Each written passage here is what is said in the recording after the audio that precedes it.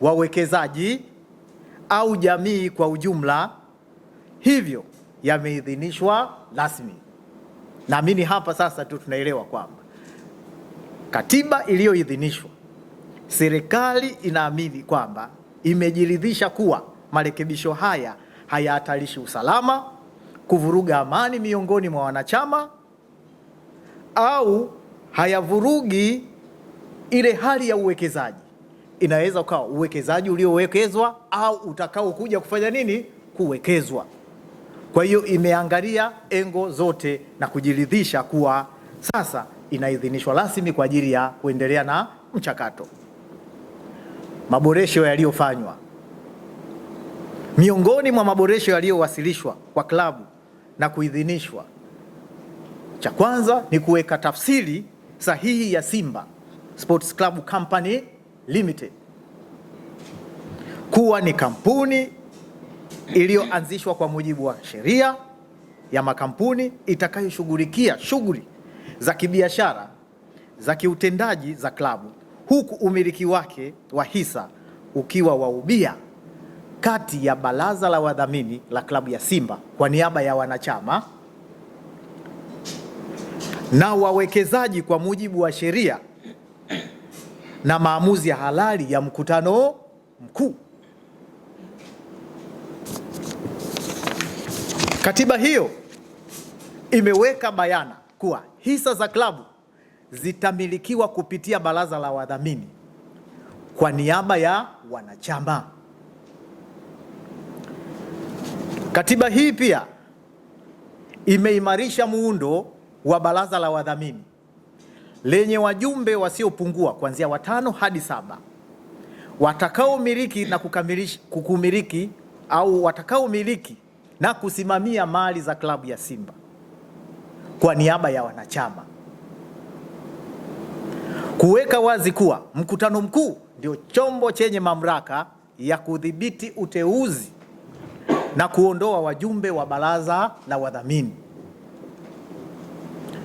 Kuweka muundo wa kuimarisha ndani ya bodi kwa kuzingatia uwiano wa umiliki wa hisa kati ya wanachama na wawekezaji, huku angalau zile 51% ya hisa zikiendelewa kumilikiwa na wanachama kwa mujibu wa kanuni ya 18A kubwa, kanuni ndogo ya kwanza ya kanuni ya sheria ya Baraza la Michezo la Taifa, tangazo la serikali 422 la mwaka 2017.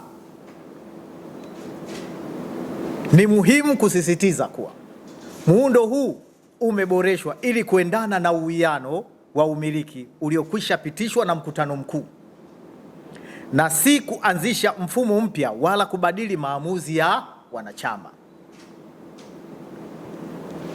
Sababu sasa zilizotusababisha sasa kutoa idhini ya katiba hii.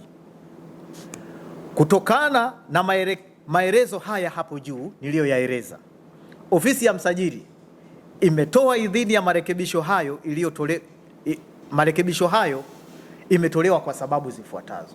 Kwanza, marekebisho hayo yanaendana na sheria ya Baraza la Michezo la Taifa sura ya 49 na kanuni zake. Pili, yanaimarisha utawala bora, uwazi na uwajibikaji. Tatu, yanazingatia ushauri wa mwanasheria mkuu wa serikali aliyoutoa kwa klabu ya Simba tarehe 12 Mei 2025, aliyoshauri hivi: kuwepo kwa kampuni moja itakayohusisha uendeshaji wa klabu ya Simba ambayo ni kampuni ya Simba Sports Club Company Limited. Hisa za kampuni hii ya Simba Sports Club zitamilikiwa kwa ubia. Pia mwanasheria mkuu wa serikali katika ushauri wake alishauri kuwa hisa za bodi ya wadhamini zilizokuwa zinamilikiwa na Simba Sports Club Holding Company Limited kwa sasa zitapaswa kuhamishwa na kwenda kwa wanachama kupitia bodi ya wadhamini wa klabu ya Simba ili umiliki wake wa hisa hizo wanachama wa klabu ya Simba kupitia bodi ya wadhamini uwe moja kwa moja na sio kupitia kwa Simba Sports Club Holding Company Limited, na mali za wanachama zisizohamishika zitabaki kuwa chini ya bodi ya wadhamini.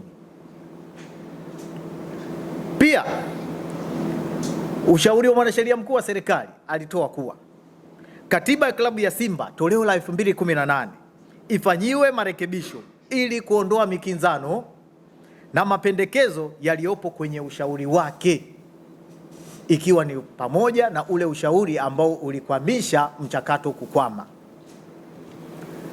Pia idhini imetolewa kwenye katiba hii kwa sababu katiba hii tumeona kwamba inalinda maslahi ya wanachama huku ikiheshimu na kulinda uwekezaji uliofanyika na utakaofanyika.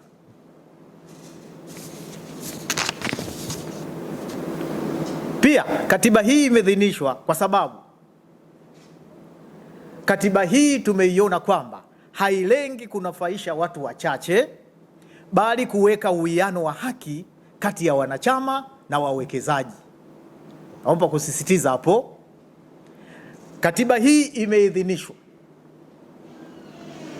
kwa kuondoa, kwa maana imejiridhisha kwamba katiba hii haitanufaisha watu wachache, bali itaweka uwiano wa haki kati ya wanachama na wawekezaji na si vinginevyo.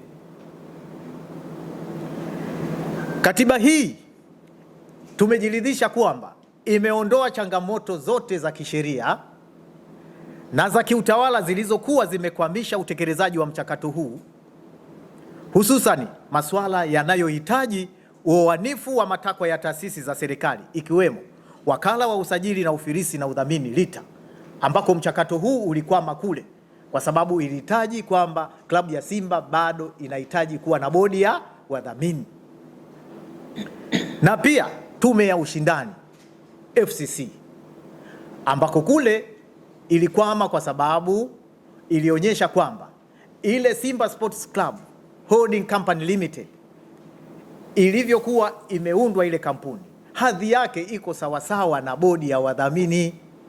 Ndio maana wakarudisha kwamba hata bodi ya wadhamini bado ina status, ina legal status kama ile. Kwa hiyo ni bora ikawepo bodi ya wadhamini.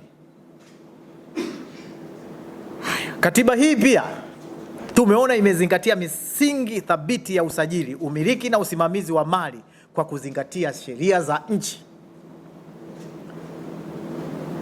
Serikali inaamini kuwa sasa kupitia katiba hii iliyoboreshwa, klabu ya Simba itajenga mazingira rafiki kwa uwekezaji.